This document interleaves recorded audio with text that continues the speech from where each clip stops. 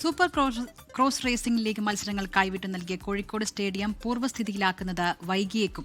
Mayor ആവശ്യപ്പെട്ട വിദഗ്ധ സമിതി റിപ്പോർട്ട് കോഴിക്കോട് ജില്ലാ ഫുട്ബോൾ അസോസിയേഷൻ ഇനിയും നൽകിയില്ല.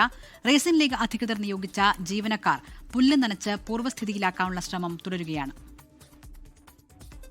സ്റ്റേഡിയം തകർച്ച വിവാദമായതിനു പിന്നാലെ മേയർ ആവശ്യപ്പെട്ട വിദഗ്ധ സമിതി റിപ്പോർട്ട് ഇനിയും തയ്യാറായിട്ടില്ല. ഈ മാസം 8-ന് നൽകുമെന്നായിരുന്നു KDFA അറിയിച്ചിരുന്നത്. എന്നാൽ ആവശ്യമായ പരിശോധനകൾ പോലും ഇതുവരെ പൂർത്തിയായിട്ടില്ലെന്നാണ് ലഭ്യമാകുന്ന വിവരങ്ങൾ.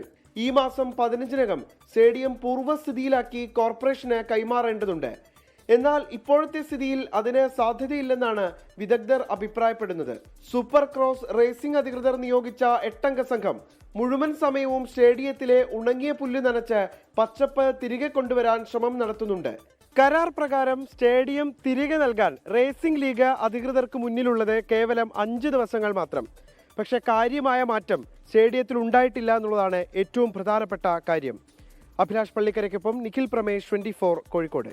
ലോകത്തെവിടെയായാലും ഏത് സമയത്തും 24 വാർത്തകളും ഓഗ്മെന്റഡ് റിയാലിറ്റി പാക്കേജുകളും എക്സ്പ്ലെയിനറുകളും വിശദമായി കാണാൻ ഞങ്ങളുടെ യൂട്യൂബ് ചാനൽ നിങ്ങൾക്ക് സബ്സ്ക്രൈബ് ചെയ്യാം.